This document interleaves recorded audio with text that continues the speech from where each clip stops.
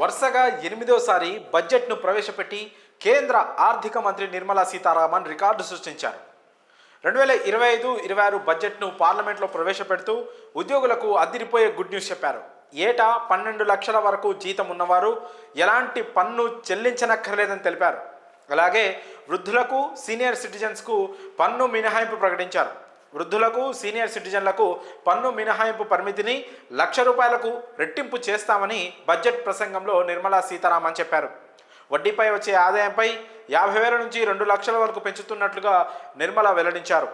వడ్డీ ద్వారా వచ్చే ఆదాయంపై 2.4 లక్షల నుంచి 6 లక్షల వరకు పెంచుతున్నట్లుగా తెలిపారు. ఇక వచ్చే వారం కొత్త ఆదాయపు పన్ను బిల్లును ప్రవేశపెట్టాలని ప్రతిపాదిస్తున్నామని కేంద్ర ఆర్థిక మంత్రి నిర్మలా సీతారామన్ పార్లమెంట్లో తెలిపారు. అలాగే మెడిసిన్స్పై పన్ను పూర్తిగా రద్దు చేస్తున్న విషయాన్ని వెల్లడించారు. మనుషుల ప్రాణాలను రక్షించే 36 రకాల మందులపై విధించే పన్నును పూర్తిగా రద్దు చేస్తున్నట్లు కేంద్ర ఆర్థిక మంత్రి తెలిపారు. అన్ని ప్రభుత్వ ఆసుపత్రుల్లో క్యాన్సర్ డే కేర్ సెంటర్లు నిర్మిస్తామన్నారు. క్యాన్సర్ చికిత్సకు మందులు తక్కువ ధరకే లభిస్తాయని తెలిపారు.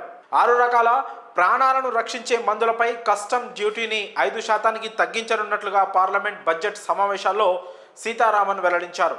మరోవైపు 10,000 కోట్ల రూపాయల ప్రభుత్వ సహకారంతో స్టార్టప్ల కోసం నిధులు ఏర్పాటు చేస్తామని ఆర్థిక మంత్రి నిర్మలా సీతారామన్ తెలిపారు.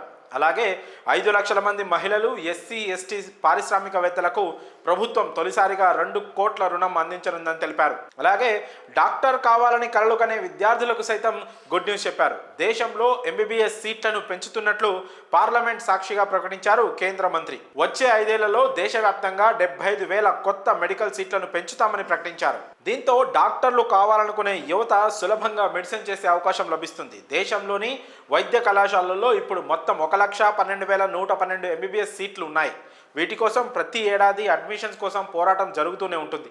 ఈ సీట్లకు నీట్ పరీక్ష ద్వారా ప్రవేశం కల్పిస్తారన్న విషయం తెలిసిందే. 2014 వరకు మొత్తం ఎంబీబీఎస్ సీట్లు 51,348 ఉండగా 2014 వరకు దేశంలో మొత్తం 387 మెడికల్ కాలేజీలు ఉన్నాయి. జూలై 2024 వరకు ఉన్న డేటా ప్రకారం ఇప్పుడు దేశంలోని వైద్య కళాశాలల సంఖ్య 731. అదేవిధంగా పోస్ట్ గ్రాడ్యుయేట్ మెడికల్ సీట్లను కూడా పెంచారు.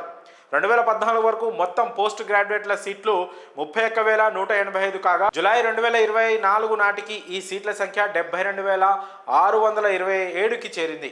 మరి బడ్జెట్లో ఆర్థిక మంత్రి కురిపిస్తున్న ఈ వరాలపై మీ అభిప్రాయాలను కామెంట్స్ రూపంలో తెలియజేయండి.